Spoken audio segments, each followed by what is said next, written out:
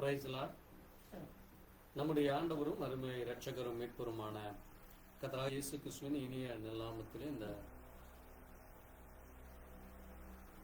விசேஷித்த ஞாயிற்றுக்கிழமை சாயங்கால வேளையில மீண்டுமாய் தேவனுடைய சமூகத்திலே வரும்படியா தேவன் நமக்கு இந்த நாளை ஆசீர்வதித்து கொடுத்து இந்த நேரத்திலும் அவருடைய சமூகத்திலே வந்து அவரை நோக்கி பார்க்க அவருடைய கிருபை இரக்கம் நிறைவு நமக்கு இம்மட்டும் நம்மை வழிநடத்தின தேவன், இந்த நாள் முழுவதும் நம்மோடு கூட இருந்த தேவன், நாம் ஒன்றுமில்லாத நேரத்திலே நமக்கு உதவி செய்த நேரம், எல்லா நாட்களிலும் நம்மை பலப்படுத்துகிறவர்.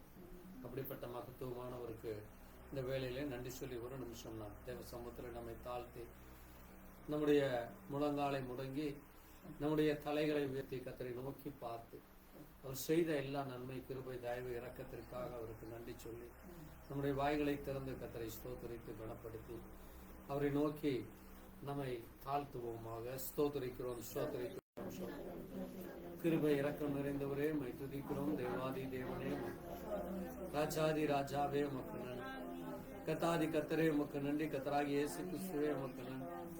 உண்மையுள்ளவரே, நன்மை செய்கிறவரே, பரிசுத்தமும் பிரிவுமானவரே, எங்கள் சிநேகிதரே, எங்கள் ஆண்டவரே, இரட்சகரே, எங்கள் பரிகாரியே உம்மை துதிக்கிறோம் அப்பா. உம்மை நன்மையான ஞாயிற்றுக்கிழமை மாலை வேளையிலே சாயங்காலத்தில் வெளிச்சம் உண்டாகும் என்று சொன்னார் ஆண்டவரே. பகலும் அல்ல இரவும் அல்ல, ஆனால் சாயங்காலத்தில் வெளிச்சம் உண்டாகும் என்று சொன்னார் ஆண்டவரே. நாங்கள் இந்த பகலுக்குரிய பிள்ளைகளாய் வெளிச்சத்தின் பிள்ளைகளாய் நடந்து இந்த சாயங்கால வேளையில இருளுக்குள்ளாய் செல்லாதபடி எங்களுக்கு இந்த சாயங்கால நேரத்திலே வெளிச்சத்தை கொடுத்த உமக்கு நன்றி செலுத்துகிறோம். இந்த நாளை நீர் ஆசீர்வதித்து கொடுத்ததற்காக நன்றி. இந்த நேரத்திலே உங்களுடைய வார்த்தைகளை வாசிக்க தியானிக்க உம்மை கனப்படுத்த மகிமைப்படுத்த நீர் கொடுத்த கிருபை இரக்கத்திற்காக நன்றி சொல்லி உடைய சமூகத்திலே இந்த ஆராதனையை ஒப்புக் கொடுக்கிறோம். ஆண்டவரே, நீரை மகிமைப்படும் உடைய கரம் தொடர்ந்து எங்களுக்கு கிடைக்க வேண்டுமா இயேசு கிறிஸ்துவினுடைய பரிசுத்த நாமத்திலே ஆமென். கர்த்தர் தாமே மகிமைப்படுவாராக. நாம் தேவநாம மகிமைக்காக ஒரு பாடலை பாடி தொடர்ந்து நாம் செய்திக்குள்ளாய் கடந்து செல்லலாம். உங்க கிருபை தான் என்னை தாங்குகிறது, உங்க கிருபை தான் என்னை நடத்துகிறது, கிருபையே கிருபையே மாறாத நல்ல கிருபையே என்கிற பாடலை பாடி கர்த்தரை மகிமைப்படுத்துவோம்.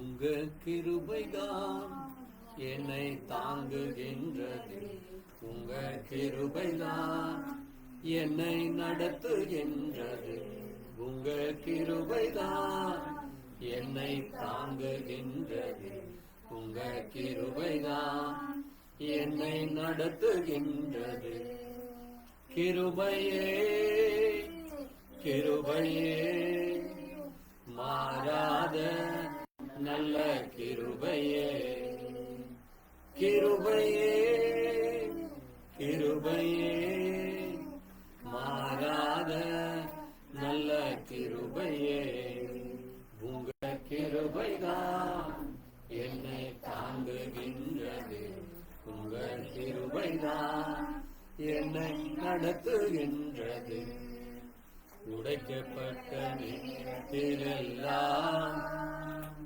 என்னை உருவாக்கின கிருபையிது,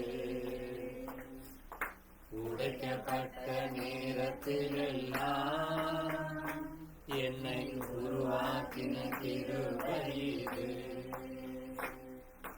கிருபையே கிருபையே மாறாத நல்ல கிருபையே, கிருபையே கிருபையே மாறாத நல்ல கிருபையே, உங்க கிருபைதான் என்னை தாங்குகின்றது, உங்க கிருபைதான் என்னை நடத்துகின்றது, போன நேரத்திலெல்லாம் என்னை தூங்கு கொண்ட கிருபையிது,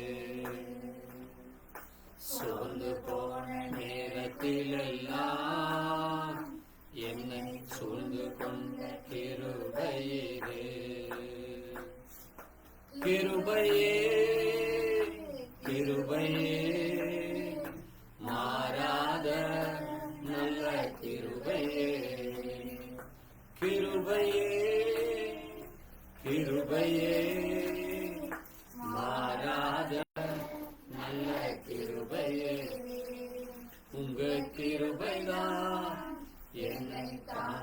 நடத்துகின்றது. உங்க கிருபைதான் என்னை நடத்துகின்றது. போனாலும் கிருபை இது. மலைகளெல்லாம் விலகி போனாலும் என்னை விட்டு விலகாத கிருபை இது.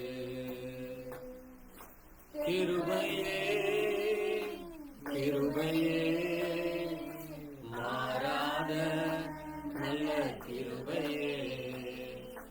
கிருபையே கிருபையே மாறாத நல்ல கிருபையே.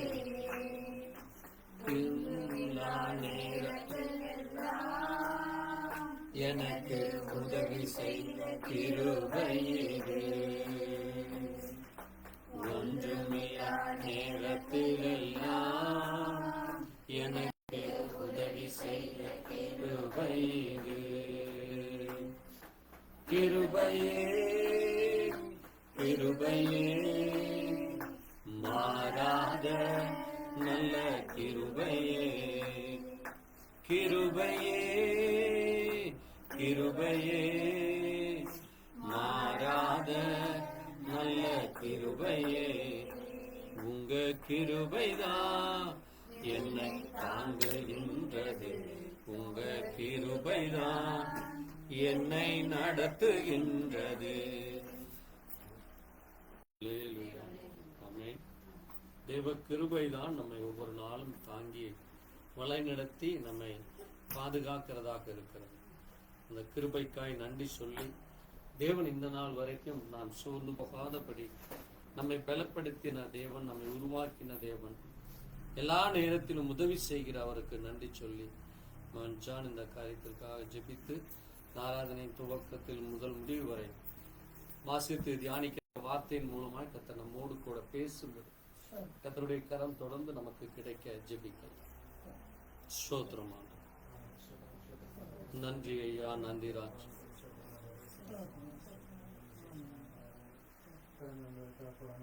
நன்றி ஐயா, நன்றி ராஜா. ஆமென் ஆமென் அப்பா. ஸ்தோத்திரிக்கிறோம் ஸ்தோத்திரிக்கிறோம் ஐயா. ஆமென் ஆமென் இயேசுவே. ஸ்தோத்திரம் ஸ்தோத்திரம் அப்பா. ஆமாண்டவரே ஸ்தோத்திரிக்கிறோம் ஸ்தோத்திரிக்கிறோம் ஐயா. ஆமென் ஆமென் ராஜாவே. ஆமென் ஆண்டவரே ஸ்தோத்திரம் ஐயா. ஸ்தோத்திரம் அப்பா. ஆமாண்டவரே நன்றி அப்பா, நன்றி.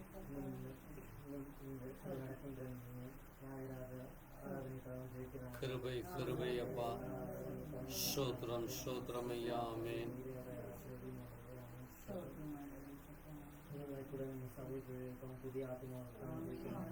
நன்றி ஐயா, நன்றி ராஜா. ஆமென் இயேசுவே. கிருபையாய்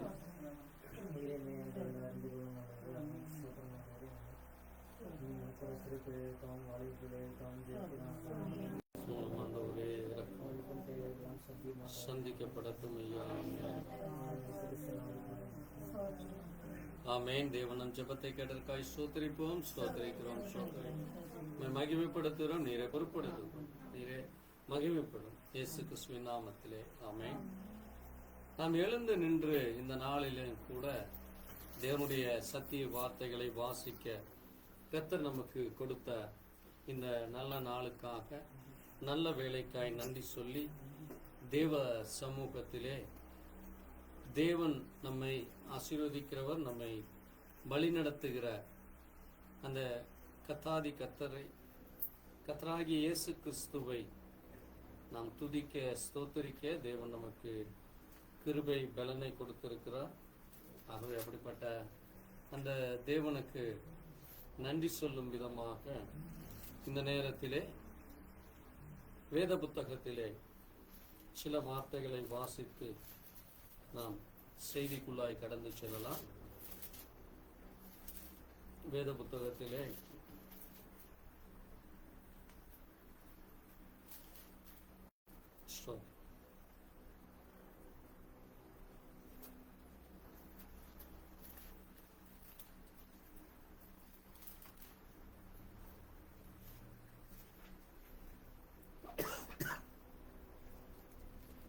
ஸ்தோத்திரம்.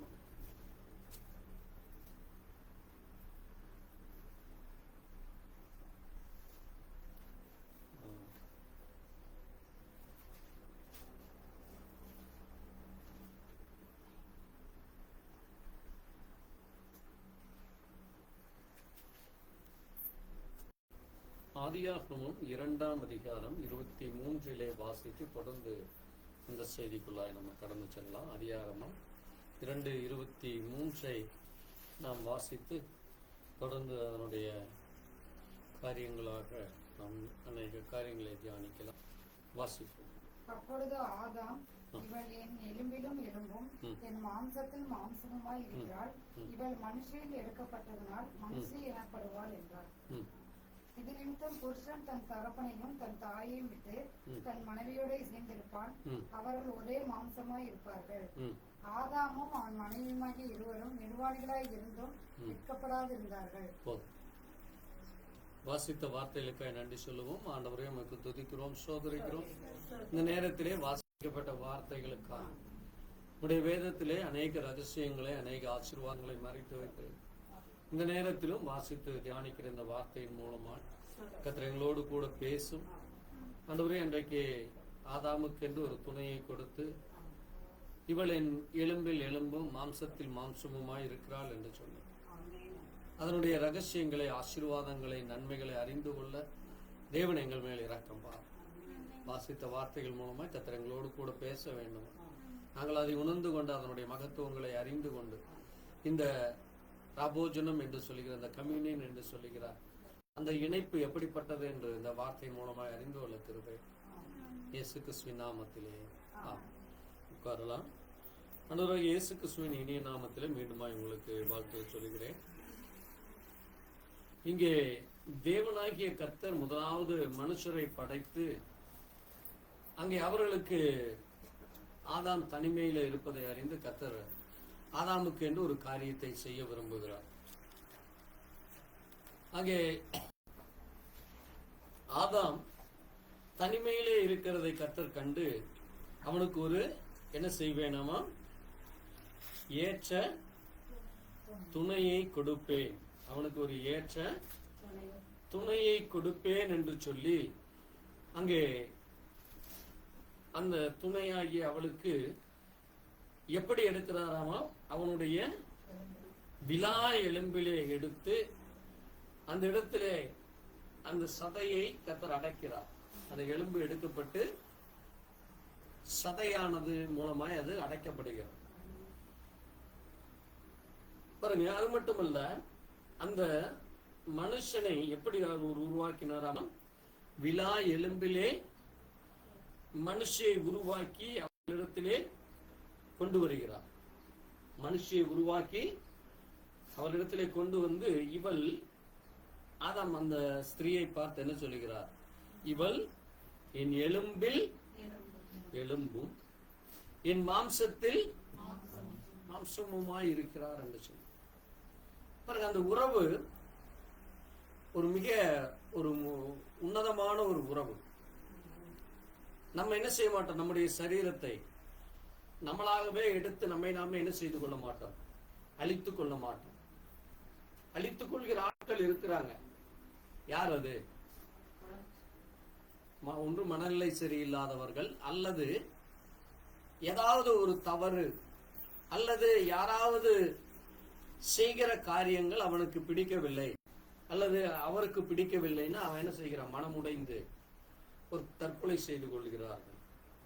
அல்லது எப்படியாகிலும் இந்த சரீரத்தை என்ன செய்யணும், நானே அழிச்சுக்கிறேன்னு சொல்லி அவன் தவறான முடிவு எடுத்துக் கொள்கிறான். ஆனால் தேவன் மனிதனை படைத்த பொழுது மனிதனுக்கு ஒரு மகத்துவத்தை கொடுக்கிறார்.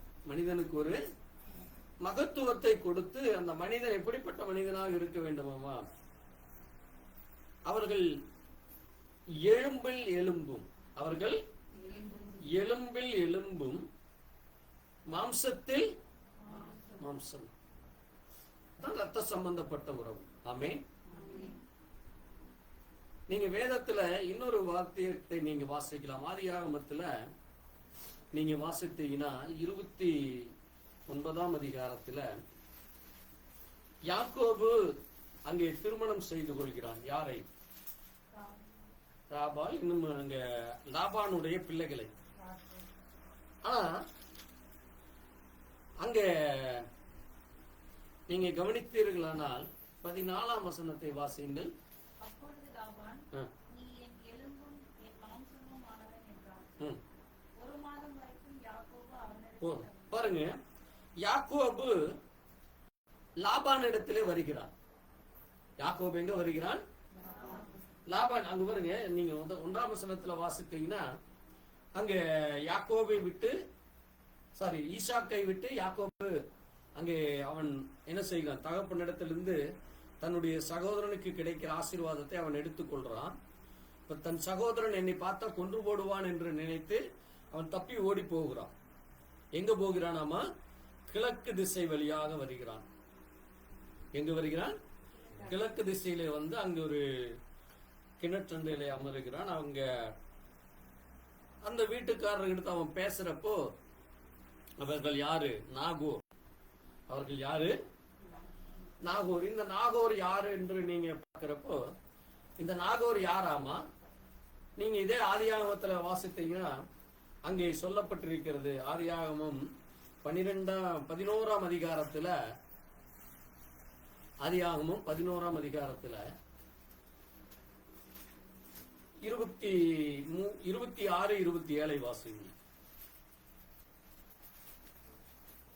தேராகு 70 வயதான போது, பாருங்க, இந்த தேராகு யாரு? ஆபிரகாமுடைய தகப்பன். கவனமா பாருங்க, ஆபிரகாமுடைய தகப்பன் பேர் என்னது? தேராகு. இந்த தேராகுக்கு 3 ஆண்கள். ஒன்று யாரு? ஆபிராம், நாகோர், ஆரான். இந்த நாகோருடைய மகன் தான் யாரு? இப்போ நீங்க வாசித்தீங்களே, யாரு இது? யார வாசித்தீங்க? லாபான். அப்போ இந்த லாபான் யாருடைய மகனாமா? நாகோரின் குமார். 5ஆம் வசனத்தை வாசிங்க. 29:5. பாருங்க, நாகோரின் குமாரனாகிய லாபான். அப்போ தாராக்கு ஆபிரகாம் பிறக்கிறார். ஆபிரகாமுக்கு அடுத்தது நாகோர் பிறக்கிறார். ஆபிரகாமுக்கு குழந்தை இல்லை. பிறகு தேவன் 100 வயசுக்கு அப்பதான் ஆபிரகாமுக்கு குழந்தையை கொடுக்கிறார். ஆனா அதற்கு முன்பாகவே நாகோருக்கு என்ன கொடுக்கப்படுது? லாபான் பிறக்கிறான். இந்த லாபானுக்கு பிள்ளைகள் பிறக்கிறாங்க. நாகோருடைய பிள்ளைகள் தான் யாரு? லாபான். லாபானுடைய பிள்ளைகள் தான் யாரு? இந்த ராகாலும் லேயால். இப்ப இந்த லாபான் வீட்டுக்கு தான் இவன் வர்றான். லாபான் வீட்டுக்கு ஆபிரகாமுடைய பேரனாகிய ஈசாக்கினுடைய மகனாகிய யாக்கோபு வருகிறான். வர்றப்போ அவனை பார்த்துட்டு லாபான் சொல்றான், என்ன சொல்றான்? நீ யாரு? நீ என்னுடைய அண்ணன் மகன், அண்ணனுடைய பேரன். நீ என்னுடைய அண்ணனுடைய பேரன். நீ யாரு? அண்ணனுடைய பேரன். அதாவது சொல்ற, நீ என் எலும்பும் என் மாம்சத்தின் மாம்சமும் என்று சொல்லுங்க. அதான் ரத்த சம்பந்த உறவு. அதான் ரத்த சம்பந்த உறவு.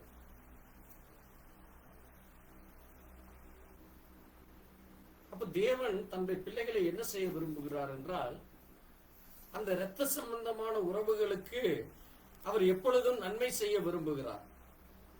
அவர் என்ன செய்ய விரும்புகிறார்? நன்மை செய்யத்தான் விரும்புகிறார். இங்கே ஆதாமுக்கு தேவன் எப்படி உண்டு பண்ணினாரோ அதைத்தான் அப்போஸ்தலனாகிய பவுல் அங்கே கொரிந்தியர் புஸ்தகத்திலே சொல்றாரு. வாசிங்க, 1 கொரிந்தியர் 11:8.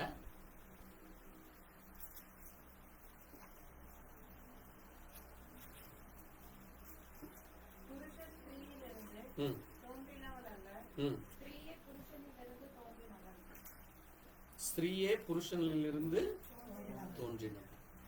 அப்போ புருஷன் அல்ல, முதல்ல படைக்கப்பட்டது ஸ்திரீ அல்ல, புருஷன் தான். புருஷனுக்குள்ள இருந்தால் ஸ்திரீ உண்டாக்கப்படுகிறார், தோற்றுவிக்கப்படுகிறார். ஐத்தான் அங்க அப்போஸ்தலனாகிய பவுல் என்ன சொல்கிறார்? நீ யாராமா? எலும்பின் எலும்பும். ஸ்திரீ என்பவள் புருஷனில் இருந்து தோன்றினவள். அதனாலதான் ஆதாம் சொல்றான், இவள் என் எலும்பும் மாம்சத்தில் மாம்சமும் ஆனவள். இப்போ நீங்க அங்கே தாவீதை தேவ மனுஷர்கள், அங்கே யூதா பிள்ளைகள் அவரை அரசராக்க வேண்டும் என்று விரும்புகிறாங்க. நீங்க வாசித்தீங்கன்னா 2 சாமுவேல் 19ஆம் அதிகாரத்துல அங்க ஒரு காரியத்தை சொல்றதை நீங்க கவனிக்கலாம். 2 சாமுவேல் 19ஆம் அதிகாரத்துல வாசிப்போம்.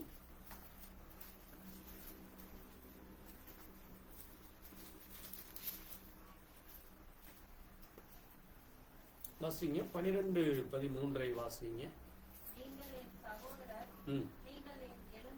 பாருங்க, நீங்கள் யாரு? என் சகோதரர். அது மட்டுமல்ல, நீங்க யாரு? என் எலும்பும் என் மாம்சமும் ஆனவர்கள். என் எலும்பும் என் மாம்சமும் ஆனவர்கள். அப்போ ஒரு முக்கியமான ஒரு பந்தத்தை தாவீது அங்கே அந்த ஜனங்கள் இடத்திலே சொல்றாங்க. ஏன் அப்படின்னா, அங்க தாவீது அரசாண்டு வந்த நாட்களிலே அவனுக்கு விரோதமாய் எழும்புறாங்க. தாவீது அரசாண்டு வந்த நாட்களிலே தாவீதுக்கு விரோதமாய் ஒரு குரூப் எழும்பி, அதுக்கு யாரு கூட நிக்கிறது? தாவீதுனுடைய மகன் அப்சலோம். இந்த அப்சலோம் நிற்கிறான். ஆனால் இந்த அப்சலோம் சீக்கிரம் இறந்து விடுகிறான். தாவீதுக்கு விரோதமாக எழும்பினவன் என்ன ஆயிரம் சீக்கிரம் அஞ்சு. அது நீங்க வாசித்திருப்பீங்க, நீங்க இதை குறித்து நம்ம பேசி இருக்கிறோம். இப்போ இந்த அப்சலோம் இறந்த பிறகு இந்த ஜனங்கள் எல்லோரும் என்ன செய்கிறாங்களாமா? மீண்டுமாக அங்கே தாவீதின் இடத்துல வர்றாங்க. வாசிங்க 8ஆம் வசனத்துல வாசிங்க. அப்பொழுது ராஜா எழுந்து போய் ஒளிமுக வாசலில் உட்கார்ந்தார். இதோ ராஜா ஒளிமுக வாசலில் உட்கார்ந்திருக்கிறார் என்று சகல ஜனங்களுக்கும் அறிவிக்கப்பட்ட போது ஜனங்கள் எல்லோரும் ராஜாவுக்கு முன்பாக வந்தார்கள்.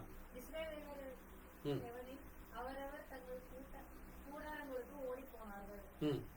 இஸ்ரவேலுடைய சகல கோத்திரங்களிலும் உள்ள சகல ஜனங்களுக்கு பாருங்க, கவனிச்சீங்கன்னா இப்போ அங்க 2 பிரிவா பிரிஞ்சது. ஒன்று யூதர்கள், இன்னொன்று இஸ்ரவேல் கோத்திரம். இப்ப இந்த யூதர்களுக்கு தான் அங்கே தாவீது ராஜாவா இருந்தான். ஆனா இங்க அப்சலோம் இறந்த பிறகு இங்க இஸ்ரவேலுடைய சகல கோத்திரமும் வருகிறது. இஸ்ரவேலுடைய சகல கோத்திரமும் திரும்ப வர்றாங்க தாவீது கிட்ட வந்து. இப்ப அவங்க என்ன சொல்றாங்க? ராஜா நம்முடைய சத்துருக்களின் கைக்கு நம்மை நீக்கலாக்கினார். அது மட்டுமல்ல, அவர்தானே பெலிஸ்தீரின் கைக்கும் நம்மை தப்பு வைத்தவர். பெலிஸ்தீரின் கைக்கு எப்ப தப்பு வச்சாரு? கோலியாத்தின் மூலமாக தாவீதின் நாட்களிலே பெலிஸ்தியன் வந்த பொழுது அந்த பெலிஸ்தியனுடைய தலையை கொன்று அந்த ஜனங்களுக்கு தாவீது அங்கே யாருடைய காலத்திலே? சவுலுடைய காலத்திலேயே ஜெயத்தை கொடுத்தவர். அப்ப ஜனங்களுக்கு உணர்றாங்க. அநேக நாட்களுக்கு பிறகு ஜனங்களுக்கு அந்த உணர்வு வருது. நான் இதை ஏன் சொல்லுகிறேன்னா, நம்மளும் அநேக நேரத்தில் என்ன செஞ்சிடறோம்? நமக்கு நன்மை செய்கிறவர்களை மறந்து அதை பத்தியே எண்ண மாட்டோம். ஏதாவது ஒரு பிரச்சனை வந்து அப்படியே மண்டை ஒட்டச்சு வேற வழியே இல்லை அப்படின்னா மறுபடியும் திருப்பி வந்து அவங்க கிட்ட போய் இப்படி ஆயிடுச்சு, எங்களுக்கு உதவி செய்யுங்க, எங்களுக்கு கொஞ்சம் கூட நின்று சப்போர்ட் பண்ணுங்க, அன்னைக்கெல்லாம் எங்களுக்கு உதவி செய்தீர்களே, வாங்க. நம்ம தேவனிடத்திலே அப்படித்தான் பண்றோம். தேவன் நமக்கு ஒரு நல்ல ஆசீர்வாதத்தை கொடுத்தா நம்ம என்ன செய்கிறோம்? அந்த ஆசீர்வாதத்துக்கு பின்னாடியே நம்ம போயிடுறோம். தேவனை மறந்தவர்களாக தேவனுக்கு பின்னாடி போயிடுறோம். அப்படியா? தேவனுக்கு பின்னாடி போறத மறந்துட்டு இப்ப எதுக்கு பின்னாடி போயிடுறோம்? ஆசீர்வாதத்துக்கு பின்னாடி போயிடுறதுனால அங்க ஏதாவது ஒரு தடை அல்லது இடையூறு வர்றப்ப மறுபடியும் என்ன செய்கிறோம்? தேவன்கிட்ட ஒடியாந்து, தேவனே எனக்கு நீங்க கிருபை கொடுங்க, எனக்கு உதவி செய்யுங்க என்று சொல்லி மறுபடியும் மறுபடியும் கதறோம். இப்ப அதைத்தான் இங்க இந்த ஜனங்களும் செய்கிறாங்க. பாருங்க அவங்க எப்படி பேசுறாங்க பாருங்க. அங்க என்ன சொல்றாங்க? நாங்க என்ன செஞ்சிட்டோம்? நாங்க ராஜாவா அப்சலோமை நாங்க அபிஷேகம் பண்ணணும், ராஜாவே ஆகிய அப்சலோமை நாங்க தான் பண்ணணும். ஆனா இப்ப அவன் என்ன ஆயிட்டான்? யுத்தத்தில மரித்து விட்டான். இப்போ நீங்க மறுபடியும் நீங்க வந்து நீங்க எங்களுக்கு என்ன செய்யுங்க? எங்களுக்கு கிருபை செய்யுங்க, எங்கள் மேல் இரக்கம் பாராட்டுங்க. ஏன்னா நீங்கள் என் சகோதரர். நீங்க யாரு? எடுத்துன்னு அந்த உறவு முறை சொல்றாங்க பாருங்க. நீங்க யாரு? நீங்க எங்களுடைய சகோதரர். அதைத்தான் நாகோனும் சொல்றான். நாகோருடைய மகனாகிய லாபான் என்ன சொல்றான்? நீயும் நானும் மாம்சத்தில் மாம்சமானவர்கள், எலும்பின் எலும்பானவர்கள். அதைத்தான் இங்க இவனும் சொல்றான். நீங்க யாரு? நீ என் எலும்பின் எலும்பும் என் மாம்சத்துக்கும் மாம்சமுமானவர்கள் அப்படின்னு சொல்லிட்டு அங்க பாருங்க. அங்க 14ஆம் வசனம் சொல்லுது, யூதாவின் சகல மனுஷருடைய இருதயத்தையும், எப்படிங்க? யூதாவில் இருக்கிற சகல மனுஷர்களுடைய இருதயத்தையும் ஒரு மனுஷனுடைய இருதயத்தை போல இணங்க பண்ணுகிறார். ஆமென். அதான் ஒரு மனப்பாடு. அப்போ ஒரு சபை என்றால் இந்த சபைக்குள்ள என்ன இருக்க வேண்டும்? ஒரு மனம் இருக்க வேண்டும். பாஸ்டர் ஒண்ணு சொன்னா ஒரு விசுவாசி எந்திரிச்சு ஒண்ணு சொல்றது, இன்னொரு விசுவாசி எந்திரிச்சு ஒண்ணு சொல்றது, இன்னொருத்தர் ஒண்ணு சொல்றது. அப்ப அந்த சபை எப்படி இருக்கும்? அங்க ஒரு மனம் இருக்காது.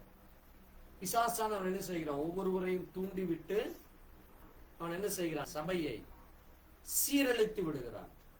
சபைக்குள்ள அந்த ஒரு மனம் இல்லாதபடி அவன் என்ன செய்து விடுகிறான்? அந்த ஒரு மனதை, அந்த ஒரே இருதயத்தை தாறுமாறாக்கி போடுகிறான். அதுதான் அவன் செய்கிற மிகப்பெரிய தந்திரம். இன்னைக்கு நீங்க உலகத்துல கவனிச்சீங்கன்னா, உலக நாடுகள்லாம் இன்னைக்கு அநேக நாடுகள்ல, நான் அதைத்தான் சொல்லிட்டு இருக்கிறேன். கொஞ்ச நாளா நீங்க கவனிச்சீர்கள் என்றால், இந்த 5-6 வருடங்களாக உலகத்துல அநேக நாடுகள் சிதறடிக்கப்படுகிறது. நீங்க சிலோன் எடுத்தீங்கன்னா அங்க என்ன நடக்குது? ராஜாக்கள் எல்லாம் திருடனுங்கன்னு சொல்லி அங்க ராணுவ ஆட்சி வந்து அங்க இருக்கு. இப்படி ஒவ்வொரு நாடா சொல்லிட்டே போலாம். எல்லா நாடுகளுக்குள்ள என்ன நடந்துட்டு இருக்குது? குழப்பங்கள், போராட்டங்கள், பிரிவினைகள் ஏற்பட்டு கொண்டிருக்கிறது. என்ன காரணம்? ஒரு சரியான ஒரு தலைமை இல்லை, ஒரு சரியான ஒரு அரசாங்கம் இல்லை. அரசாங்கத்தை நடத்துறவர்கள் எல்லோரும் எப்படி இருக்கிறாங்க? தாந்தோன்றித்தனமாய் நடந்து கொண்டு சர்வாதிகாரம் செய்து கொண்டு அழிந்து கொண்டிருக்கிறாங்க. அப்ப அதை போலத்தான் அங்கே தாவீது நாட்களிலே இருந்தாங்க. தாவீது எல்லா நன்மைகளை செய்தான். ஆனால் என்ன செய்தாங்க ஜனங்க? தாவீதின் மேல வேண்டும் என்றே குற்றம் சுமத்தி தாவீதுக்கு எதிராய் நின்று அவனை தூஷிக்கிறாங்க. நீங்க அதுல வாசித்திருப்பீங்க. அப்போ தேவன் என்ன செய்கிறார்? மறுபடியும் திரும்ப அங்கே தாவீதை கொண்டு வந்து அந்த இடத்துல வைக்கிறப்ப அந்த ஜனங்கள் என்ன சொல்றாங்க? நீ என் எலும்பும் என் மாம்சத்தின் மாம்சமுமா இருக்கிறார். அது ஒரு ரத்த சம்பந்தமான உறவு. அப்ப தேவன் என்ன செய்ய விரும்புகிறாராமா? தன்னுடைய ஜனங்களை அவர் நேசிக்கிற தேவனாக இருக்கிறார். அதனாலதான் நீங்க பாருங்க, உபாகமம் சொல்லுகிறது, வாசிங்க. உபாகமம் 17ஆம் அதிகாரத்தில் ஒரு காரியத்தை வாசிங்க. 17:15. உபாகமம் 17:15.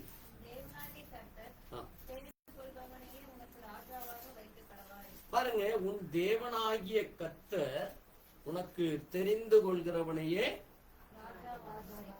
அப்ப தேவன் யாரை தெரிந்து கொள்கிறாரோ, யார் தேவனுடைய பிள்ளைகளை ஒரு மனதோடு, யார் தேவனுடைய வார்த்தையின்படி உண்மையாய் தேவனுக்காய் வைராக்கியமாய் நிற்கிறார்களோ அப்படிப்பட்டவர்கள் தான் எப்படி இருக்க வேண்டுமாமா? ராஜாவாக இருக்க வேண்டும். முதலாவது அவர்கள் எந்த ராஜாவை தேர்ந்தெடுத்தாங்க? யாரை தேர்ந்தெடுத்தாங்க? சவுலை தேர்ந்தெடுத்தாங்க. ஆனா சவுலுக்கு என்ன வந்தது? அங்க தேவனிடத்துல செலுத்துகிற அந்த பழியில அவன் என்னத்தை கொண்டு வந்தான்? முண்டியும் முடவனையும் இருக்கிற ஆடுகளை கொண்டு வந்து பலி கொடுக்கிறான். நல்லதெல்லாம் அவன் எடுத்து வச்சுட்டான். அதான் ஆசை.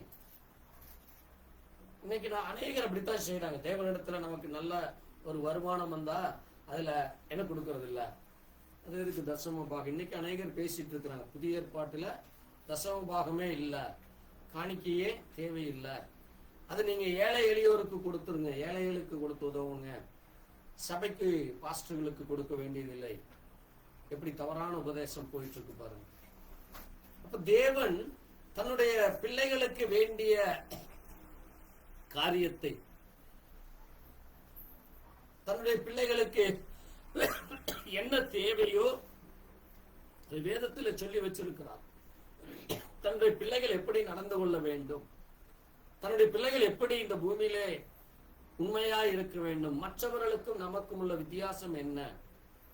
அதனாலதான் அங்கே முதலாவது அந்த சவுல் ராஜாவை தெரிந்தெடுக்கிறப்போ அங்கே சாமுவேல் என்ன சொன்னாரு? சாமுவேல் என்ன சொன்னார்? முதல் வார்த்தை என்ன சொல்றாரு? நீங்க என்னை புறக்கணிக்கல, தேவனை புறக்கணிக்கிறீங்க. என்னை நீங்க புறக்கணிக்கல, தேவனை தேவன் உங்களை ஆளாதபடி நீங்க அவரை புறக்கணிக்கிறீர்கள். அப்ப இன்றைக்கு அதான் நடக்குது சபைகள்ல தேவனுடைய வார்த்தை மீறி தேவன் சொல்லுவதற்கு கீழ்ப்படியாமல் இன்னைக்கு அங்கே சபையிலே பதவிகளை கொடுத்து அதிகாரத்தை கொடுத்து அவர்கள் சுயமாக வேதத்து, அதெல்லாம் பழைய ஏற்பாடு, இது எல்லாம் புதிய ஏற்பாட்டுல சொல்லப்படவே இல்லை. நான் இன்னைக்கு அநேக யூடியூப் நான் எடுத்து நீங்க பார்க்கலாம். நீங்க பாத்தீங்கன்னா தசம பாகம் காணிக்கைன்னு போட்டு பாருங்க. நான் ஏன் அதை பர்டிகுலரா சொல்லணும்னா, நல்ல நல்ல ஊழியக்காரர்கள் எல்லாம் இன்னைக்கு தடுமாறுறாங்க. அங்கே தேவனுடைய வார்த்தையை கொண்டு போக முடியாம அநேகர் அங்கே தவிச்சு கொண்டிருக்கிறார். என்ன காரணம்? தவறான உபதேசங்கள், கள்ள போதகர்கள், கள்ள உபதேசங்கள் இன்னைக்கு ஜனங்களை என்ன செய்கிறது? தவறாய் வழி நடத்தி வருது. இங்க அதனாலதான் ஆண்டவர் சொல்றாரு, எப்படிப்பட்டவராக இருக்க வேண்டுமாமா? உங்கள் மீது ஆளுகை செய்கிறவர்கள் யாராக இருக்க வேண்டுமாமா? தேவனுடைய வார்த்தையின்படி நடக்கிறவர்கள். வாசிங்க அந்த வசனத்தை, உபாகமம் 17:15 வாசிங்க.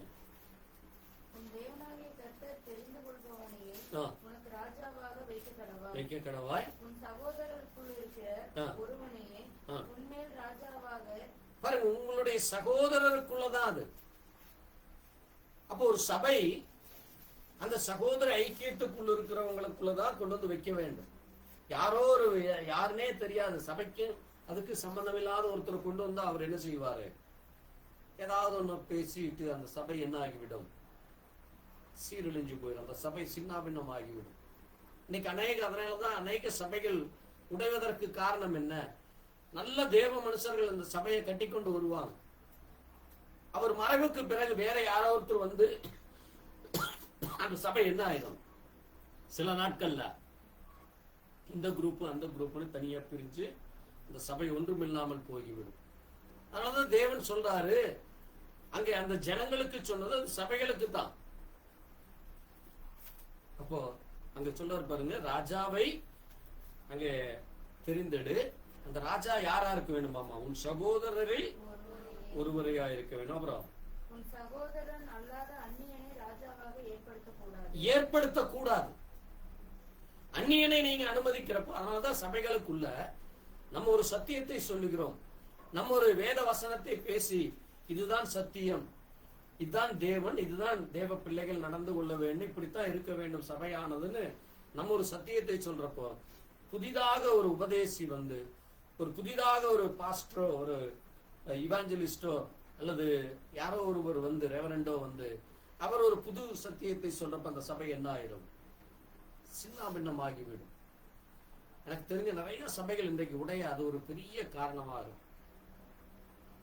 சபை பிள்ளைகள் அந்த சபையினுடைய சத்தியத்தை கேட்டு அதிலே வளர்ந்தவர்கள் தான் அங்கே என்ன செய்ய வேண்டும் தான் இருக்கணும். அதான் மாம்சத்தில் மாம்சம், எலும்பில் எலும்பு. ஆமென்.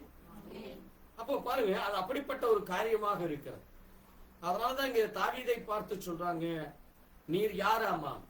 எங்களுடைய சகோதரர்கள். நீர் யார்? எங்களுடைய சகோதரர்கள். நீ எங்களுடைய எலும்பு, நீ எங்களுடைய மாம்சமாய் இருக்கிறாய், நீதான் எங்களை ஆள வேண்டும். ஏன்னா அவனுடைய மகன் என்ன செய்து விட்டான்? அவனை தவறாய் வழிநடத்தி விட்டான். அப்சலோமை தவறாய் வழிநடத்தி, இதுக்கு தாவீதுடைய மகன் தான் அது. சொந்த மகனையே தவறாய் வழிநடத்தி அங்கே கடைசியில் அவனுடைய முடிவு எப்படி வந்தது? மரணத்துல போய் முடிஞ்சது. பாருங்க எவ்வளவு ஒரு கொடுமையான ஜனங்கள் இன்றைக்கு இருக்கிறாங்க பாருங்க. தேசத்தை ஒரு நல்ல ஆளுகை செய்கிற ஒரு தேவ மனுஷன் அவன். தாவீது ஒரு நல்ல தேவ மனுஷன், தேவனுக்கு பயந்த மனுஷன். ஆனா தாவீதை அங்கே எல்லோரும் அங்கே துரத்தி விட்டு அவனுடைய மகனை கொண்டு வந்து வைக்கிறப்ப, அவனை தவறான வழியில் நடத்துறப்ப அந்த சபை உடைந்து போகிறது. அதனாலதான் அங்கே நீங்க எப்படிப்பட்டவர்களாக இருக்க வேண்டும்? ஒரு ஆவிக்குரிய பிள்ளையா இருக்க வேண்டும். அப்ப இந்த சபையானது இது சகோதர சிநேகிதத்தினாலே கட்டப்பட வேண்டும். ஆமென். நம்ம எப்படி இருக்கிறோம் அம்மா? தேவனுக்குள்ளாக வாசிங்கள். எபேசியர் 5ஆம் அதிகாரத்துல அங்கே தேவன் நம்மை குறித்து சொல்றார். வாசிங்க எபேசியர் 5ஆம் அதிகாரத்துல இந்த சபை எப்படி இருக்க வேண்டும் அம்மா? எபேசியர் 5:30 பவுல் சொல்லுகிறார், ஒரு சபை எப்படிப்பட்ட சபையாக இருக்க வேண்டும். வாசிக்கலாம் பாருங்க. நாம் யாருடைய சரீரம்? இயேசு கிறிஸ்துவினுடைய சரீரத்தினுடைய நம்ம அவயம். அவயம்னா என்னது? மாம்சமா இருக்கிறோம். அவருடைய மாம்சத்திற்கும் அவருடைய எலும்புகளுக்கும் உடையவர்கள். அப்ப நம்ம சபைங்கிறது என்னது? We are the flesh, we are the bone, we are the blood. அதனாலதான் நம்ம என்ன செய்கிறோம்? இயேசு கிறிஸ்து எனக்காக அந்த சிலுவையிலே மரித்தார். அந்த சரீரம் பிக்கப்படுது. அது யாருக்காக பிக்கப்படுகிறது? அது அப்படியே கிழிச்சு எடுக்கிறாங்க.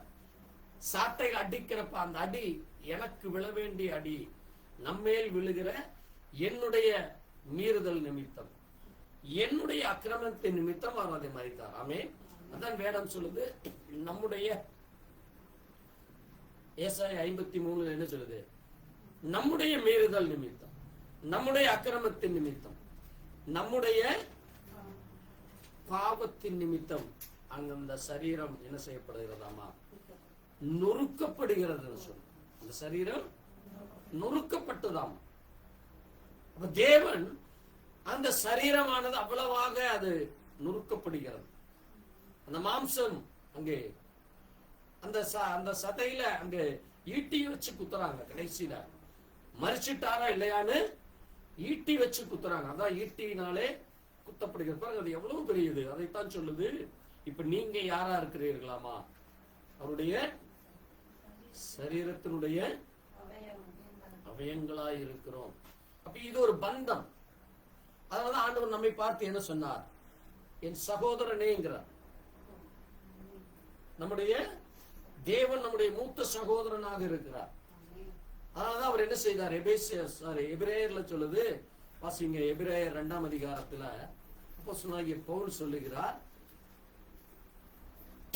எபிரேயர் 2ஆம் அதிகாரத்துல 2:14 வாசிங்க. பாருங்க, பிள்ளைகள் யார்? இந்த பிள்ளைகள், பிள்ளைகள்ங்கிறது யாரை குறிக்குது? நம்ம தான். இப்ப நம்ம எப்படி இருக்கிறோமாமா? மாம்சத்தையும் ரத்தத்தையும் உடையவர்களாய் இருக்க நம்ம தான் யாரு? தேவனுடைய பிள்ளைகள். நம்ம தான் யாரு? தேவனுடைய பிள்ளைகள். இந்த பிள்ளைகள் மாம்சத்தையும் ரத்தத்தையும் உடையவராய் இருக்கிறதுனால அவரும் அவர்களைப் போல மாம்சத்தையும் இரத்தத்தையும் உடையவரானார். அப்ப தேவன், அப்ப இயேசு ஏன் மாம்சத்திலே வர வேண்டும்? இன்றைக்கு ஏன் இயேசு கிறிஸ்துவை தேவனாக அநேகர் ஏற்றுக்கொள்வதில்லை? ஒரே தேவன் என்றால் why people are not accepting Jesus Christ is a God or Lord? இயேசு கிறிஸ்துவை அவர்கள் குமாரன் என்கிற ஸ்தானத்திலே இரண்டாவது கடவுளாக வச்சிருக்கிறாங்க.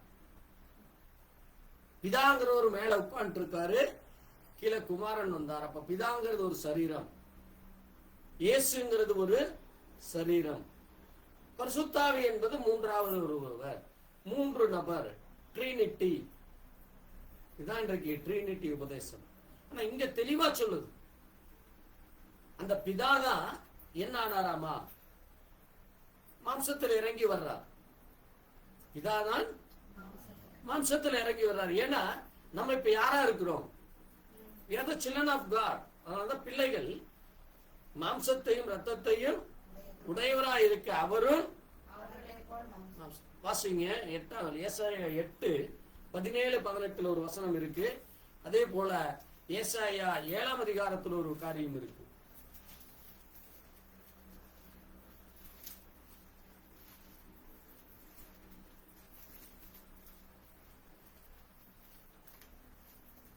வாசிக்கலாம். நானும் யாக்கோபின் குடும்பத்துக்கு தமது முகத்தை மறைக்கிற கர்த்தருக்காக காத்திருந்து அவருக்கு எதிர்பார்த்திருப்பேன். இதோ நானும் கர்த்தர் எனக்கு கொடுத்த பிள்ளைகளும் சீயோன் பர்வதத்தில் வாசமாய் இருக்கிற சேனைகளின் கர்த்தராலே இஸ்ரவேலின் அடையாளங்களாகவும் அற்புதங்களாகவும் இருக்கிறோம். அவர்கள் உங்களை நோக்கி அஞ்சனம் பார்க்கிறவர்கள் இடத்திலும். போதுமா? இங்க பாருங்க, இங்க கவனிச்சீங்கன்னா அங்க தேவன் சொல்றாரு சாட்சி. 16ஆம் வசனத்துல பார்த்தீங்கன்னா சாட்சி ஆகமம். என்னது? சாட்சி ஆகமம், டெஸ்டமனி. சாட்சி ஆகம்னா என்னது? டெஸ்டமனி. டெஸ்டமனி என்னது? New testament. அதனால அதை என்ன சொல்றோம்? New testament. என்ன டெஸ்டமென்ட்? என்னது? தேவன் யார் என்று அவருடைய சீஷர்கள் சாட்சி கொடுக்கிறாங்க. ஆமென். அதான் சாட்சி ஆகமம். முதலாவது யார் சாட்சி கொடுக்கிறார்? மத்தேயு சாட்சி கொடுக்கிறார். என்னன்னு?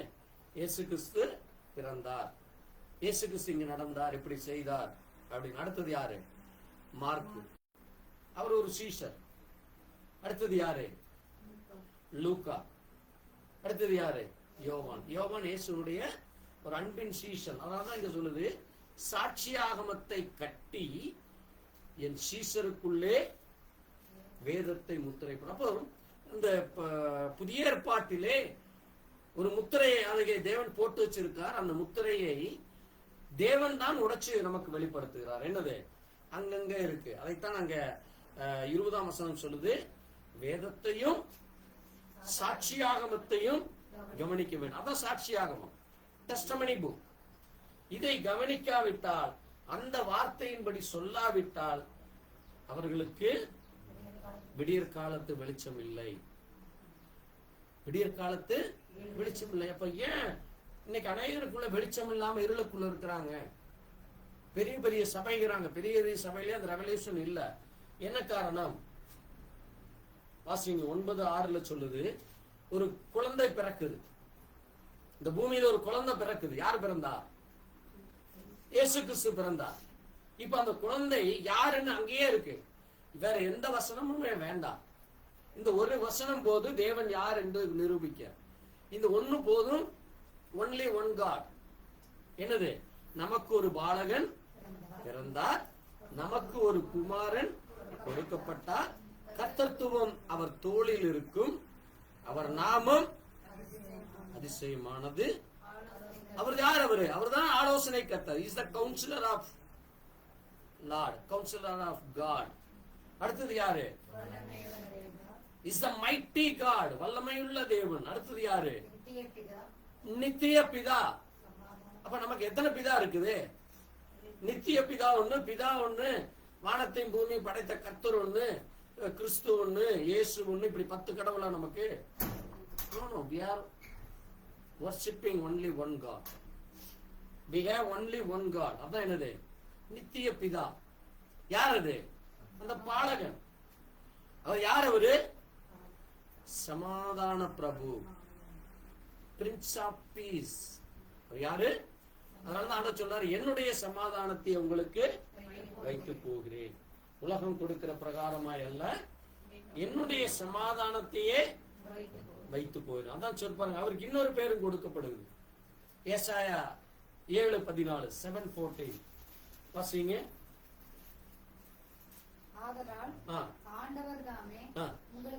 நமக்கு ஒரு அடையாளத்தை கொடுக்கிறார். ஒரு அடையாளம் is a sign, is a symbol, is a signification. என்னதாமா? ஒரு கன்னிகை, ஒரு வெர்ஜின், ஒரு வெர்ஜின் ஒரு குமாரனை பெறுகிறாள். அவருக்கு இம்மானுவேல் என்று பெயரிடுவார். அந்த கன்னிகை தான் யாரு? மரியா. அப்ப மரியாளுக்கு பிறக்கிறது யாரு? இம்மானுவேல். இயேசுக்கு என்ன பேரு? வாசிங்க. மத்தேயு 1:21 சொல்லுது. மத்தேயு 1:21. Matthew 1:21.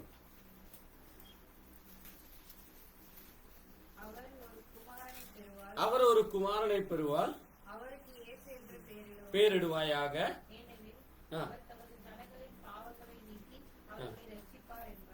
வாசிப்போம், தொடர்ந்து வாசிக்கலாம். பாருங்க, தீர்க்கதரிசிகள். ஏசாயா ஒரு தீர்க்கதரிசி, எரேமியா, இப்படி அநேக தீர்க்கதரிசிகள் எழும்பினாங்க.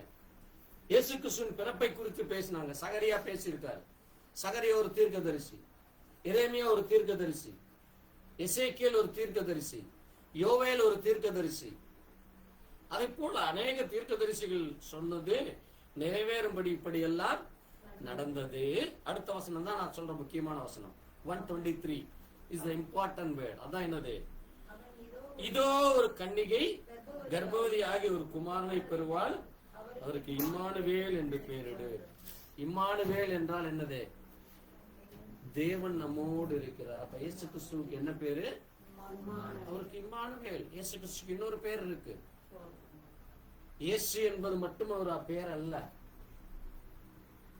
இயேசு என்பது மட்டும் ஒரு பெயர் அல்ல. அவருக்கு என்ன பேரு? இம்மானுவேல். நீங்க எத்தனை பேர்ல அவரை கூப்பிடுறீங்க? நீங்க வெறும் ஜீசஸ்னா you are the only Jesus people. இன்னைக்கு only Jesus இருக்கிறாங்க நிறைய பேர். We are not a only Jesus. We are not a only Jesus. அநேகர் குழப்பிக்கிறாங்க.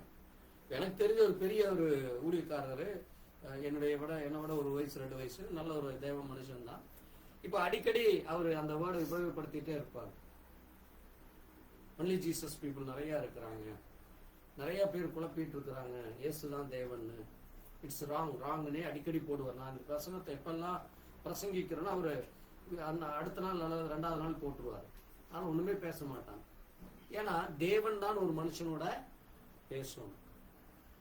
நம்ம என்னதான் தொண்டா வரலா கத்தி தலகீழா நின்று இல்ல நேர்லயே ஒரு வருஷம் உட்கார்ந்து நீங்க அவருக்கு விளக்கினாலும் தேவன் ஒரு மனிதனிடத்திலே பேசாவிட்டால் அந்த மனுஷனுக்கு ஒன்றும் புரியாது. அந்த மனுஷனால அதை ஏற்றுக்கொள்ள முடியாது. அதனாலதான் காலையில சொன்னேன், மோசே 40 வருஷம் மாமனார் கூட இருக்கிறான். அவனுக்கு அது மோசே தேவனை குறித்தான வெளிப்பாடு இல்லை. மோசே அந்த மாமனாரை விட்டு வந்து தேவன் அவனை வழி நடத்துறப்ப அவன் கவனிக்கிறான். தேவன் அவனோடு கூட இருக்கிறப்பதான் அவன் தான் என்ன செய்யறான். அப்பதான் இது தேவன், இதுதான் தேவ மனுஷர்கள், தேவ பிள்ளைகள் இப்படின்னு சொல்லி அவன் புரிஞ்சுக்கிறான். அப்ப தேவன் தான் அந்த மனுஷனுக்கு பேச வேண்டும். அதான் இங்க இருந்தது. நீங்க கவனிங்க, வேதத்தையும் சாட்சியாகமத்தையும் கவனிங்க. அங்கதான் என்ன இருக்காமா? என்ன இருக்குது? என்ன இருக்கு? இப்ப வாசித்தீங்களா? அதுக்குள்ள எல்லாம் மறந்தாச்சு. 7ஆம் அதிகாரத்துல வாசித்தீங்களா? ஏசாயா 7 சாட்சியாகமத்தையும் சாட்சியாகமத்தை கட்டி என் சீசருக்குள்ளே 8ஆம் அதிகாரம் 16, 17, 18 20 கூட இருக்கு. சீசருக்குள்ளே முத்திரை போடு, வேதத்தையும் சாட்சியாகமத்தையும் கவனிக்க வேண்டும். அந்த வார்த்தையின்படி சொல்லாவிட்டால் அவர்களுக்கு விடியற் காலத்து வெளிச்சம் இல்லை.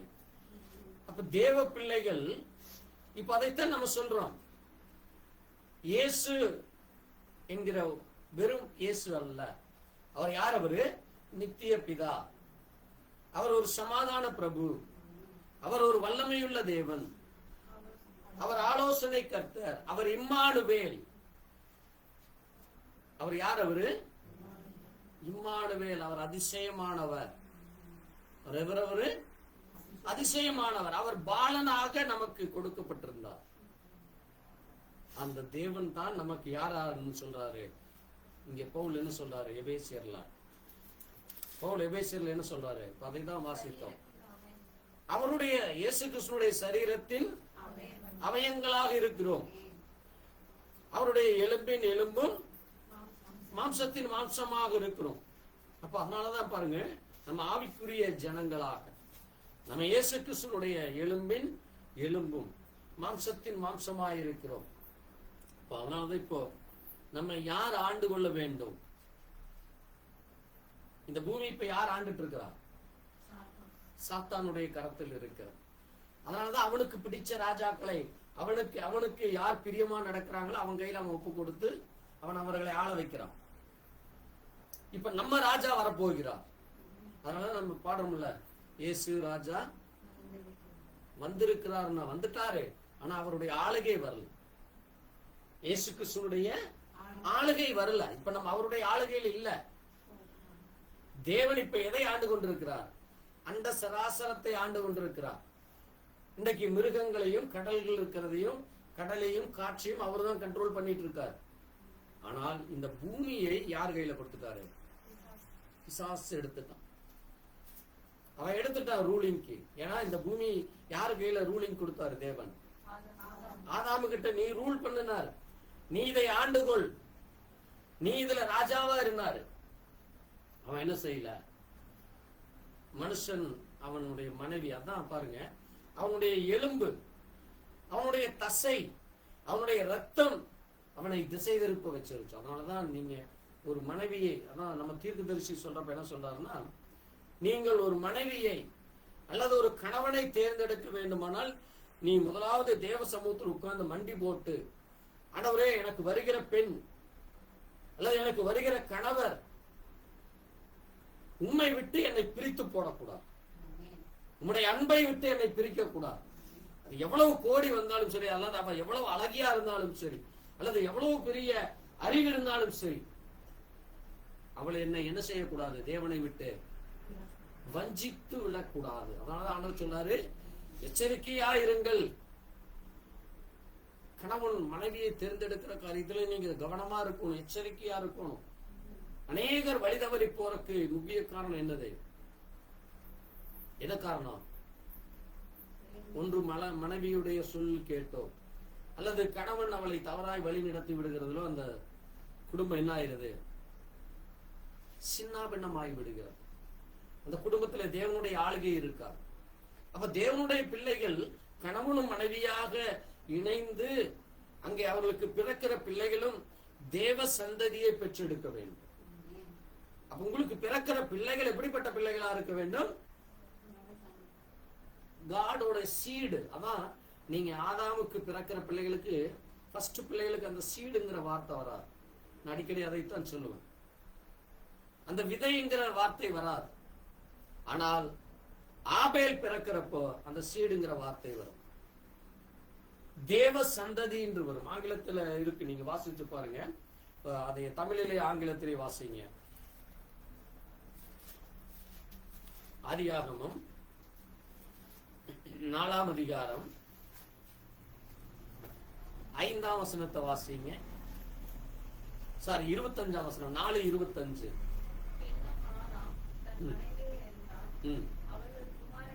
பாருங்க, அவள் ஒரு குமாரனை பெறுகிறாள். பாருங்க, காயின் கொலை செய்த ஆபேலுக்கு பதிலாய் தேவன் எனக்கு ஒரு புத்திரனை கொடுத்தார்,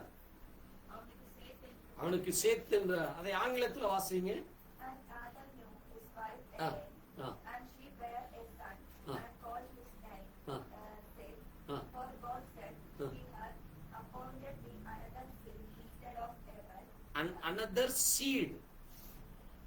another seed இருக்கு ஆங்கிலத்தில். அப்படின்னு என்னது? சீடுனா என்னது?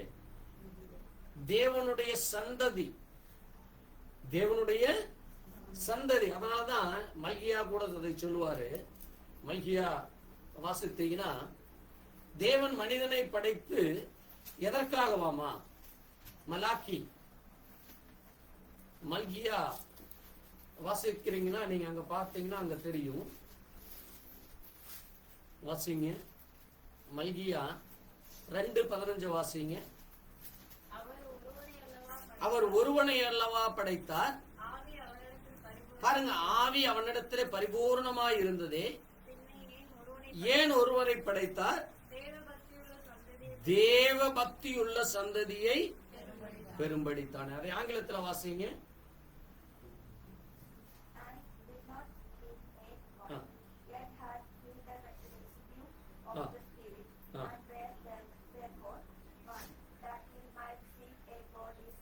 பாருங்க, காட்லி சீட். அது எப்படிப்பட்ட சீடாமா? காட்லி சீட், தேவ பக்தியுள்ள சந்ததி. எப்படிப்பட்ட சந்ததி? தேவ பக்தியுள்ள சந்ததி. அதனாலதான் கணவனும் மனைவி விசுவாசிகளா இருக்க வேண்டும். ஒரே சத்தியத்தில் இருக்கணும், ஒரே விசுவாசத்தில் இருக்கணும். கணவன் ஒரு சத்தியம், மனைவி ஒரு சத்தியம், மனைவி ஒரு கொள்கை கோட்பாடு, கணவன் ஒரு கொள்கை கோட்பாடு இருந்தா அங்க என்ன இருக்கும்? கான்ட்ராவர்சி தான் இருக்கும். கணவன் டீ கேட்டா, இல்ல இல்ல எனக்கு டீ பிடிக்காது, காப்பி தான் வச்சு கொடுப்பேன், நீயும் காப்பியா குடினா எப்படி இருக்கும்? அது என்னது? Adamant, ruling. அவனை இவள் ஆளுகை செய்கிறது, அல்லது இவன் அவளை ஆளுகை செய்கிறது, அதல்ல. அதனாலதான் அங்க அடுத்த வாக்கியம் சொல்லுது, ஆகையால் ஒருவனும் தன் இளவயதின் மனைவியை துரோகம் பண்றது. அதான் என்னது? துரோகம் பண்ணுகிறது. ஏன் இந்த இடத்துல துரோகம் சொல்றாரு? சீட்டிங் பண்றது. என்ன, எதனால? அதான் இன்னைக்கு நிறைய என்ன ஆகுது? விவாகரத்து நடக்குது. கணவன் மனைவியை விட்டு விலகிறது, மனைவி கணவனை விட்டு விலகி போகிறது. உங்கள் ஆவியை குறித்து, உங்களுக்குள்ள இருக்க அந்த ஆவி, பரிசுத்த ஆவிய நீங்க எச்சரிக்கையா இருங்க. பாருங்க, தேவன் சொல்றார், தள்ளி விடுகிறதை நான் வெறுக்கிறேன். தள்ளி விடுகிறதுனா என்னது? அதான் அது டைவர்ஸ் பண்றது. வாசிங்க இந்த 16ஆம் வசனத்தை. தள்ளி விடுகிறதை நான் வெறுக்கிறேன்கிறார். அப்ப நீங்க கல்யாணம் பண்றப்பவே கவனமா கல்யாணம் பண்ணுனா, சரியான ஒரு மனைவியை தெரிந்தெடுத்தால், சரியான ஒரு கணவனை தெரிந்தெடுத்தால், அங்க என்ன வராது? மரணம் வராது, தள்ளுகை வராது, அங்கே வெறுப்பு வராது. தேவனிடத்திலிருந்து உங்களுக்கு என்ன கிடைக்காது? ஆசீர்வாதம் தடை இல்லாமல் வரும். அங்க தடை இருக்காது. அங்க சொல்றாரு பாருங்க, அப்படிப்பட்டவன் கொடுமையினால் தன் வஸ்திரங்களை மூடுகிறான். எப்படிப்பட்டவன்? தள்ளி விடுகிறவன், அல்லது இன்னொரு திருமணம் செய்து கொள்கிறவன், அல்லது இன்னொரு மனைவியை தேடி ஓடுகிறவன், அல்லது இன்னொரு கணவனை தேடி ஓடுகிறவள் எப்படிப்பட்டவளாமா? கொடுமையினால. எப்படியாமா? கொடுமையினாலே தன் வஸ்திரத்தை மூடுகிறார். ஆகையால் நீங்கள் துரோகம் பண்ணாமல் உங்கள் ஆவியை குறித்து எச்சரிக்கையா இருங்கள். ஏன்னா ஒரே மாம்சம், ஒரே மாம்சம், ஒரே சரீரம். அது என்ன ஆயிடக்கூடாது? ஏமாற்றி விடக்கூடாது. ஒரு சபை என்றால் அப்படித்தான் இருக்க வேண்டும். கணவனும் மனைவியாய் சபைக்குள்ள வந்து ஆராதனை செய்ய வேண்டும், குடும்பமாய் ஆராதனை செய்ய வேண்டும். சும்மா கணவன் எங்கேயோ ஊரை சுத்துவார், அல்லது மனைவி எங்கேயோ போயிட்டு அது ஒரு குடும்பமே அல்ல. அப்படிப்பட்ட குடும்பத்துக்கு ஆசீர்வாதங்கள் தடைகளாத்தான் இருக்கும். நீங்க 24 மணி நேரம் ஜெபிச்சு கொண்டிருக்கலாம், கணவன் அவனுடைய வேலையை பார்த்துட்டு இருப்பான், அல்லது மனைவி கண்டுக்கவே மாட்டாங்க. அங்க எங்க போய் ஜெபம் கேட்கப்படும்? அதனாலதான் தேவன் பழைய ஏற்பாட்டின் காலத்துல பெண்களை வீட்டுல இருக்க வச்சதுக்கு காரணமே என்னது? பெண்கள் வீட்டுக்கு வந்து ஜெபிச்சுட்டு இருப்பாங்க தங்களுடைய கணவனுக்காக. அதனாலதான் நீங்க ரூத்துடைய கவனிச்சீங்கன்னா, ரூத்துடைய வாழ்க்கையில தன்னுடைய கணவன் மரித்தாலும் அவள் என்ன சொல்றா? நகோமி பின்னாடியே போறா. நகோமி பின்னாடியே போய் என்ன சொல்றா? உன் ஜனம் என் ஜனம், உன் தேவன் என் தேவன். அதுதான் தேவ பக்தியை கொண்டு வந்தது. அதனாலதான் தேவன் அவளுடைய அந்த விசுவாசத்தை கவனிக்கிறார். பாருங்க, அது எவ்வளவு ஒரு ஆசீர்வாதமானது. அங்கே தேவ பிள்ளைகள் நீங்க வஞ்சிக்காதபடி, உங்களை கொடுமையின் ஆடையில மூடிக்கொள்ளாதபடி. இத்தான் காலையில் நம்ம வஸ்திரத்தை வாசித்தோம். அநேக ஆடைகள் இருக்கு. இந்த ஆடை என்னது ஆடையாமா? கொடுமையின் ஆடை. என்ன ஆடை அது? கொடுமையின் ஆடை.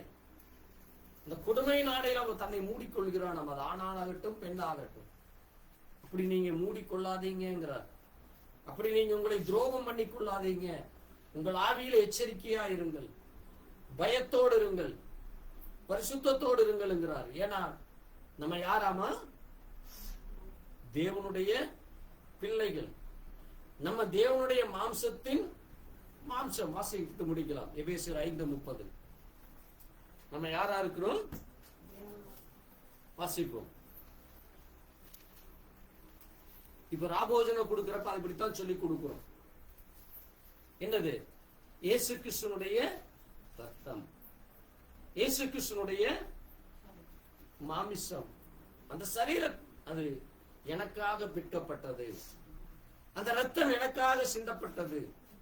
அதான் என்னது? ராபோஜனம். அப்ப அது வெறுமன ஒரு வார்த்தை அல்ல. சும்மா ஏதோ பேருக்கு சொல்லி அப்படியே எந்திரிச்சிட்டு போய் அந்தல போய் ஒரு காரியம் செய்வது அல்ல. அது எப்படிப்பட்டதாமா? வாசிங்களா அந்த வசனத்தை. நாம் அவருடைய சரீரத்தின் அவயங்களாயும் அவருடைய மாம்சத்தின் எலும்புகளுக்கும் உரியவர்களாயும் இருக்கிறோம். அடுத்து பாருங்க 32 சொல்லுது, இந்த ரகசியம் பெரியது, கிறிஸ்துவை பற்றியும் சபையை பற்றியும் சொல்லுகிறேன். அப்போ ஒரு சபை எப்படிப்பட்டதாக இருக்க வேண்டுமாமா? அவருடைய மாம்சமும் அவருடைய சதையும் ரத்தமுமாக இருக்க வேண்டும். அதான் நீங்க தேவனுடைய பிள்ளைகளாக இருக்க. அதான் 23ஆம் வசனம் சொல்லுது பாருங்க, கிறிஸ்து சபைக்கு தலைவர். கிறிஸ்து சபைக்கு தலைவர். புருஷன் மனைவிக்கு தலை. இவர்கள் இருவருக்கும் தேவன் தான் யாரா இருக்கிறாரமா? சரீரம். பாருங்க, அவரே சரீரம், ரட்சகர். அப்ப கணவனானாலும் சரி, கணவனுடைய சரீரமானாலும் சரி, மனைவியுடைய சரீரமானாலும் சரி, இவங்க 2 பேர்த்துக்கும் ரட்சகர் யாரு? இயேசு கிறிஸ்து.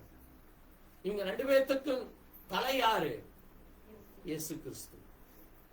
அதான் அதான் சொல்லுது, தெய்வ பயத்தோட ஒருவருக்கொருவர் தேவனுக்கு பயப்படுகிற பயத்தோட புருஷனும் மனைவியுடைய காரியத்துல கீழ்ப்படிந்து நடக்கணும், மனைவியும் புருஷனுக்கு கீழ்ப்படிந்து நடக்க வேண்டும்.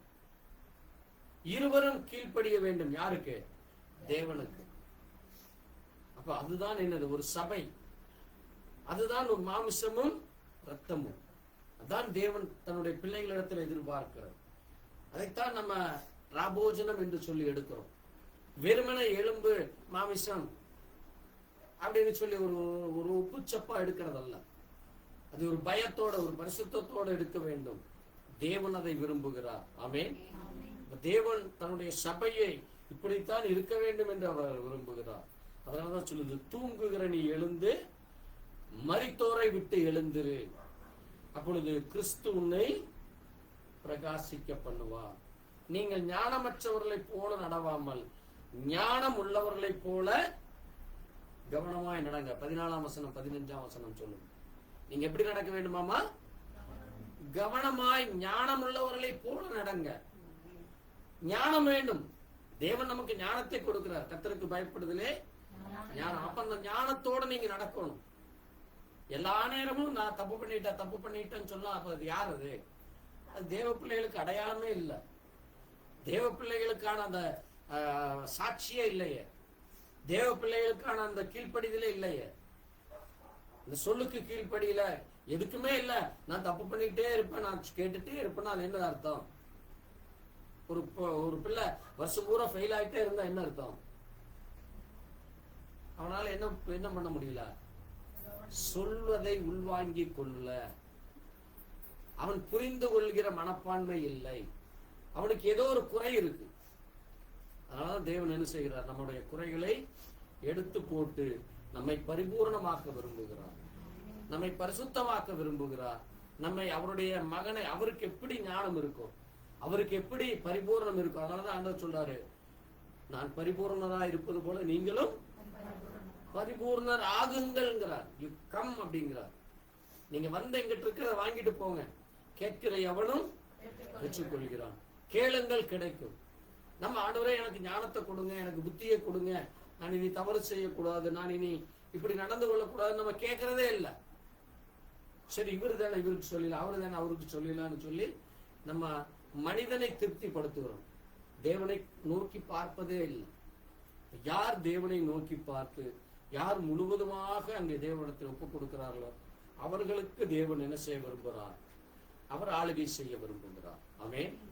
தாவீதை அவர்கள் அழைத்து நீதான் எங்களுக்கு ராஜாவா இருக்கணுங்கிறார். அதான் காரியம். ஏன்னா வேதத்துல உபாகமத்துல சொல்லியிருக்கு, யார் தான் ஆள வேண்டும்? உங்களுடைய சகோதரன் தான் உங்களை ஆள வேண்டும். அப்ப அதனாலதான் அந்த 12 கோத்திரமும் தாவீதை அழைத்து நீதான் எங்களை ஆள வேண்டும்ங்கிறார். ஏன்னா நீ யாரு?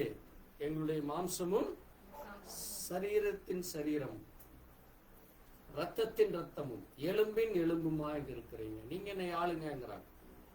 அதைத்தான் யாக்கோபு கிட்ட யார் சொன்னார்?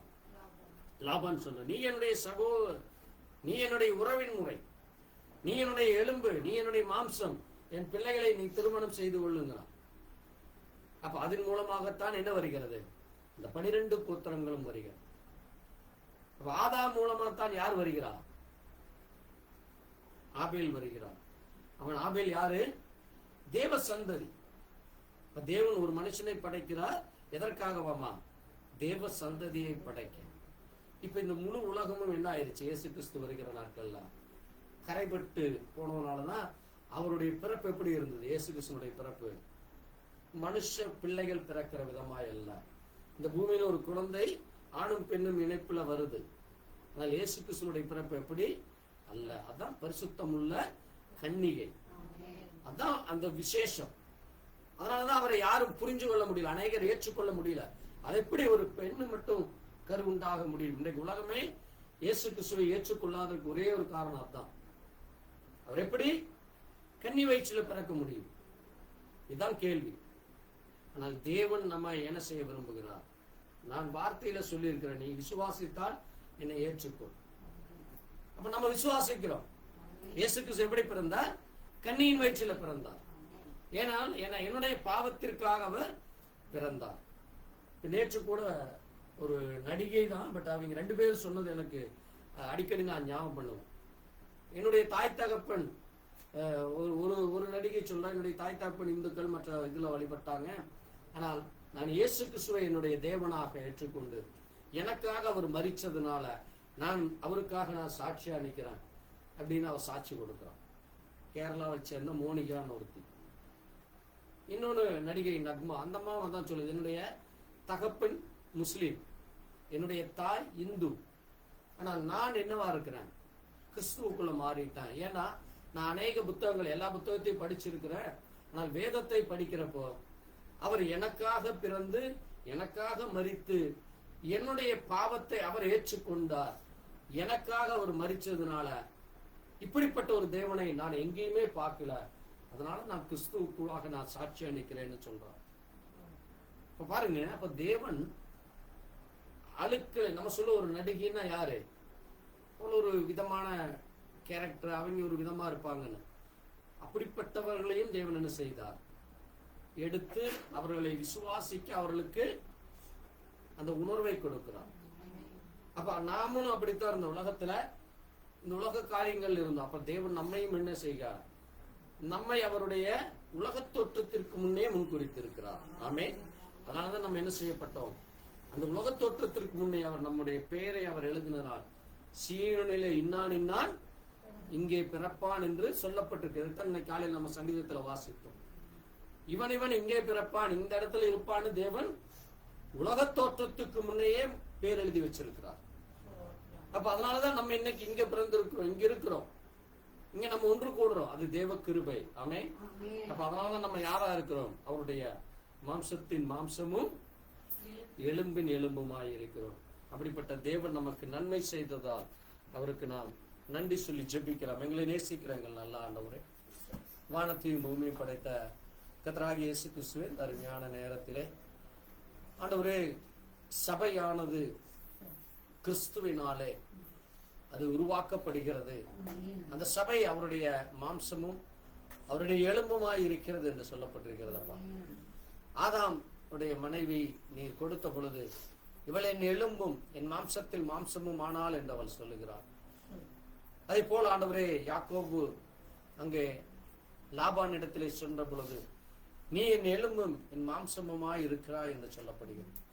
அதே போல தாவீது அங்கே அரசாளும்படி இஸ்ரவேல் கோத்திரர்கள் அவரை நோக்கி, நீ எங்களுடைய எலும்பும் எங்களுடைய மாம்சமும் எங்கள் சகோதரனுமாய் இருக்கிறார் என்று சொல்ல வேதத்திலே ஆண்டவரே, எங்களை ஆள சகோதரரும் எங்களுடைய மாம்சமும் எங்களுடைய உறவின் முறையாக இருக்க வேண்டும், அவரே உங்களை ராஜாவாக ஆள வேண்டும் என்று சொல்லப்பட்டிருக்கிறதப்பா.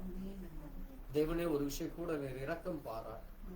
நீர் எங்களுக்காக இந்த பூமியிலே ராஜாவாய் வரப்போகிறீரப்பா. நீர் எங்களை ஆளப்போகிறீரப்பா. நாங்கள் உம்முடைய மாம்சமும் உம்முடைய எலும்புமாக இருக்கிறோம். நாங்கள் உம்முடைய ரத்தத்திலே கழுவப்பட்ட பிள்ளைகளா, ரத்தத்திலே தோய்க்கப்பட்ட பிள்ளைகளாக இருக்கிறோம். நீர் வார்த்தையினாலே எங்களை உருவாக்கினீரப்பா. மண்ணிலே எங்களை உருவாக்கினீரப்பா. எங்களுடைய எல்லா பழைய மனுஷனை களைந்து நாங்கள் இப்பொழுது ஆவிக்குரிய பிள்ளைகளாக உம்முடைய மகனாய் மகளாய் உம்மை அப்பா பிதாவே என்று கூப்பிடத்தக்கதாக எங்களுக்கு நீர் கிருபை கொடுத்தீரப்பா. இயேசு கிறிஸ்துவாகி அந்த மெய் தேவனாகி உம்மை நாங்கள் கர்த்தர் என்றும் நித்திய பிதா என்றும் இரட்சகர் என்றும் பரிகாரி என்றும் இம்மானுவேல் என்றும் ஆண்டவரே உம்மை ஆலோசனை கர்த்தர் என்றும் நீர் அதிசயமானவர் என்றும் நாங்கள் சொல்லத்தக்கதாக நீர் எங்களுக்கு கிருபை கொடுத்தீரப்பா. தகப்பனே, உமக்கு நன்றி செலுத்துகிறோம், கனப்படுத்துகிறோம், மகிமைப்படுத்துகிறோம். இந்த ராபோஜன பந்தியிலே நாங்கள் எப்படி கிறிஸ்து எங்களுக்காய் மரித்தார், அந்த அப்பம் அவருடைய சரீரம், அந்த திராட்சை ரசம் அவருடைய ரத்தமுமாய் இருக்கிறது என்று சொல்லப்பட்டிருக்கிறோம்.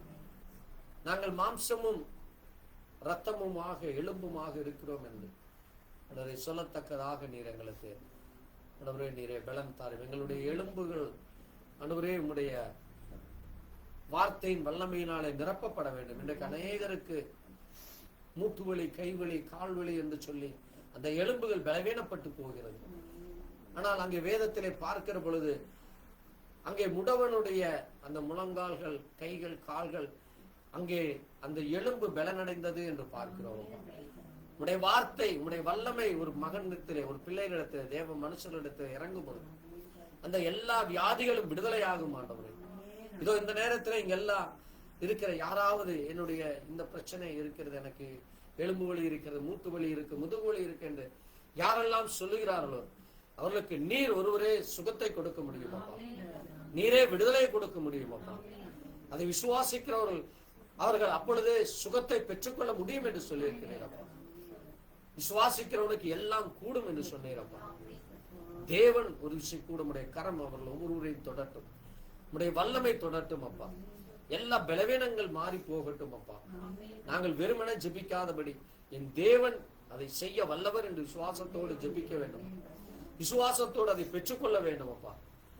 ஆண்டவரே, அந்த கந்தலான ஆடையை, நீர் வெறுக்கிற ஆடையை, அந்த கொடுமையின் ஆடையை நாங்கள் அணிந்து போடாதபடி பரிசுத்தத்தின் ஆடையை, ரத்தத்திலே கழுவப்பட்ட ஆடையை அணிந்து கொள்ள, வார்த்தையின் அப்பத்தை புசிக்கிற பிள்ளைகளாக, வார்த்தையாகிய தேவனை உணர்ந்து கொள்ளவர்களாக எங்களை மாற்றும்.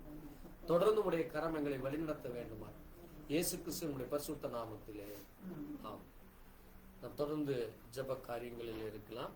கர்த்தர் தாமே நம்மை வழி நடத்துவாராக. நாம் ஜெபித்து தொடர்ந்து ராபோஜன பந்திக்குள்ளாக செல்லலாம். ஸ்தோத்திரம் ஸ்தோத்திரம்.